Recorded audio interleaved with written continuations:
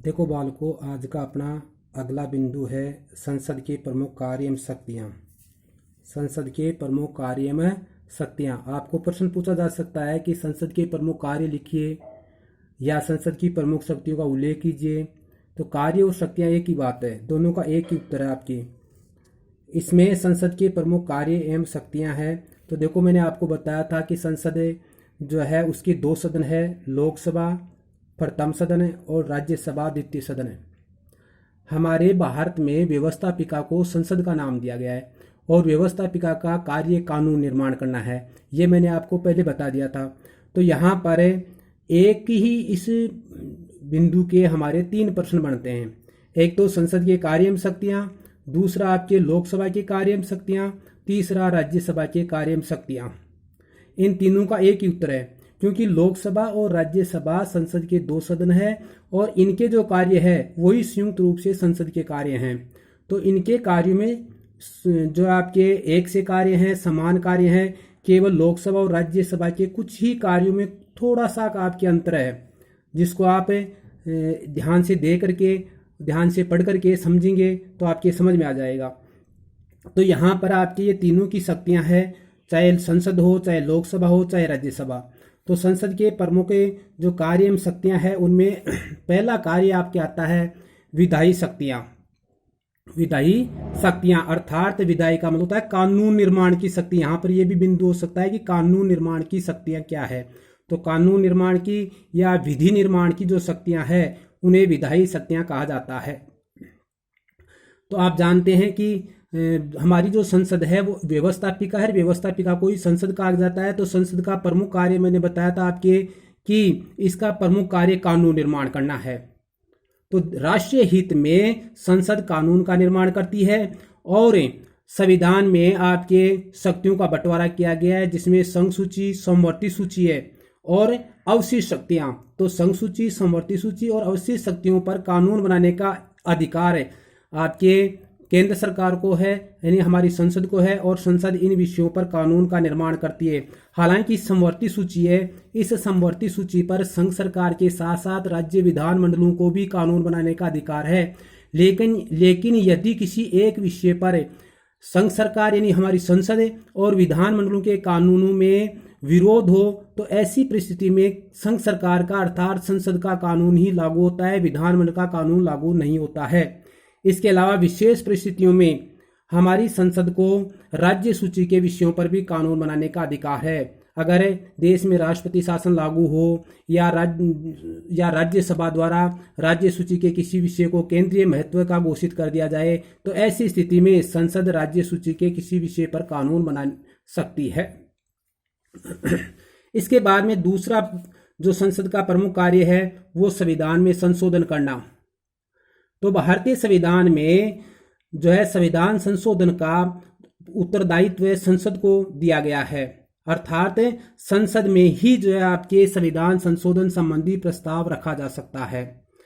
किसी राज्य के विधानमंडल में संविधान संशोधन संबंधी प्रस्ताव नहीं रखा जा सकता, केवल कहाँ रखा जा सकता है, संसद में ही रखा जा सकता है। और किसी भी सदन में, चाहे लोकसभा हो चाहे राज्यसभा हो, संविधान संशोधन संबंधी प्रस्ताव किसी भी सदन में रखा जा सकता है। एक सदन द्वारा पारित होने के बाद में वह दूसरे सदन में भेजा जाता है। दोनों सदनों द्वारा पारित होने पर राष्ट्रपति के हस्ताक्षर के लिए भेजा जाता है। इसमें 3 प्रकार के संशोधनों की व्यवस्था की गई है हमारे संविधान में। हमारे संविधान के अधिकांश संशोधन ऐसे हैं जिनमें जो संशोधन है वो संसद में सामान्य बहुमत द्वारा किया जा सकता है, यानी संसद के सामान्य बहुमत से पारित जो प्रस्ताव है उसी से जो है संविधान में संशोधन हो जाते हैं। और कुछ ऐसे भाग है संविधान के जिनमें संशोधन के लिए जो है संविधान संशोधन संबंधी प्रस्ताव संसद के दोनों सदनों द्वारा विशेष बहुमत अर्थात सदन में उपस्थित और मतदान में भाग लेने वाले सदस्यों के 2/3 बहुमत से पारित होना चाहिए। बहुत ही कम भाग ऐसे हैं।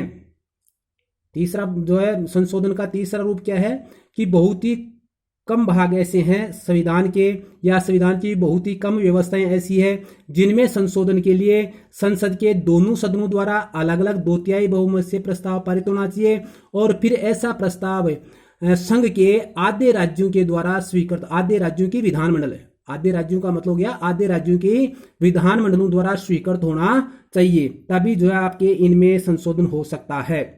तो ये थी आपके संविधान संशोधन संबंधी जो आपके शक्तियां संसद की। फिर आपके संसद की तीसरी शक्ति है वित्तीय शक्तियां, वित्त यानी धन संबंधी शक्तियां। तो देखो हमारी संसद है जनप्रतिनिधि संस्था है, और जनप्रतिनिधि संस्था होने के कारण राष्ट्रीय वित्त पर संसद का पूर्ण नियंत्रण है। प्रति वर्ष वित्त मंत्री द्वारा संसद में जो आपके आय का जो लेखा जोखा जिसको बजट कहते हैं वो रखा जाता है, और बजट जब तक संसद द्वारा पारित नहीं हो जाता है तब तक सरकार आय संबंधी कोई कार्य नहीं कर सकती। इसके बारे में आपके लिए विशेष बात यह है कि जो वित्त विधेयक है वो संसद के केवल लोकसभा सदन में रखा जा सकता है, राज्यसभा में नहीं रखा जा सकता। फिर इसके बाद में आपके संसद की जो चौथी शक्ति या चौथा कार्य है वो प्रशासनिक कार्य, जिसे हम कहते हैं कार्यपालिका पर नियंत्रण की शक्ति। कार्यपालिका पर नियंत्रण की शक्ति भी कह सकते हैं और प्रशासनिक कार्य भी कह सकते हैं, दोनों एक ही बात है आपके। तो प्रशासनिक कार्य में देखो अपने भारत में भारतीय जो संविधान है उस संविधान में संसदात्मक व्यवस्था को अपनाया गया है। संसदात्मक व्यवस्था का अर्थ होता है कि हमारे जो कार्यपालिका है वो अपने कार्यों के लिए संसद के प्रति उत्तरदायी होती है। तो संसदात्मक व्यवस्था में कार्यपालिका अर्थात जिसको मंत्रिमंडल कहते हैं वो संसद के प्रति उत्तरदायी होती है, और संसद के सदस्य अनेक प्रकार से कार्यपालिका पर नियंत्रण रखते हैं। जैसे संसद के सदस्य मंत्रियों से प्रश्न पूछ करके पूरक प्रश्न, काम रोको प्रस्ताव, निंदा प्रस्ताव आदि प्रस्तावों से नियंत्रण रखते हैं, और अंत में लोकसभा जो आपके मंत्रिमंडल के विरुद्ध अविश्वास प्रस्ताव पारित करके उसको पदच्युत भी कर सकती है। फिर अगली शक्ति है आपके पांचवी है निर्वाचन संबंधी शक्ति, यानी संविधान द्वारा हमारी संसद को कुछ निर्वाचन संबंधी कार्य भी दिए गए हैं या शक्तियां भी दी गई है। संविधान के अनुच्छेद 54 के अनुसार संसद को निर्वाचन संबंधी शक्तियां प्राप्त है, और इसके अनुसार आपके संसद के दोनों सदनों के निर्वाचित सदस्य, देखो संसद के दोनों सदन नहीं लोकसभा और राज्यसभा के निर्वाचित, केवल मनोनीत नहीं निर्वाचित सदस्य राष्ट्रपति के निर्वाचन के लिए जो गठित निर्वाचन मंडल होता है, राष्ट्रपति के निर्वाचन के लिए निर्वाचक मंडल का गठन किया जाता है। इस निर्वाचक मंडल के सदस्य आपके संसद के दोनों सदनों के निर्वाचित सदस्य होते हैं। और संविधान के अनुच्छेद 66 के अनुसार दोनों सदनों के जो निर्वाचित सदस्य हैं वो उपराष्ट्रपति का निर्वाचन करते हैं। तो उपराष्ट्रपति का निर्वाचन केवल संसद के सदस्यों द्वारा किया जाता है, जबकि राष्ट्रपति के निर्वाचन में आपके संसद के सदस्य केवल निर्वाचक मंडल के सदस्य होते हैं।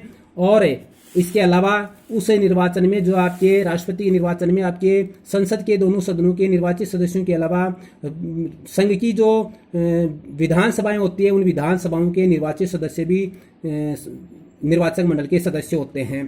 फिर आपके अंतिम जो कार्य है इसका वो है आपके विविध शक्तियां, यानी जो आपके ऊपर 5 शक्तियां बताई मैंने, उन शक्तियों के अलावा अन्य शक्तियां भी जो आपके संसद को प्राप्त है। इनमें पहली शक्ति आती है विविध शक्तियों में कि संसद के दोनों सदनों के सदस्य जो है राष्ट्रपति के विरुद्ध महाभियोग का प्रस्ताव पास करके राष्ट्रपति को पदच्युत कर सकते हैं।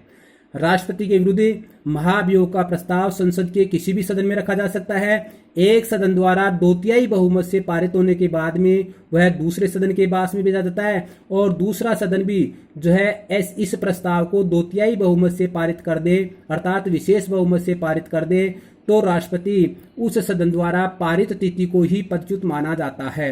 इसके अलावा संसद जो आपके सर्वोच्च न्यायालय, उच्च न्यायालयों के न्यायाधीशों के विरुद्ध भी जो आपके असक्षमता या कदाचार के कारण महाभियोग प्रस्ताव पारित करके उनको पद से हटा सकती है।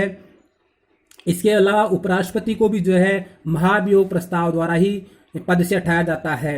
लेकिन उपराष्ट्रपति के विरुद्ध महाभियोग का जो प्रस्ताव है वो केवल राज्यसभा में रखा जा सकता है। राज्यसभा द्वारा पारित होने के बाद में अगर लोकसभा उसको स्वीकृति दे देती है अर्थात पारित कर देती है तो राष्ट्रपति अपने पद से हटा हुआ माना जाता है। तो ये थी आपके संसद की शक्तियां। मैंने अभी बताया आपको कि संसद की शक्तियां ही जो आपके लोकसभा की और राज्यसभा की शक्तियां, इनमें थोड़ा सा अंतर है। तो आप अगर संसद की शक्तियां याद कर लोगे तो आपको 3 क्वेश्चन जो है आपको याद हो जाएंगे।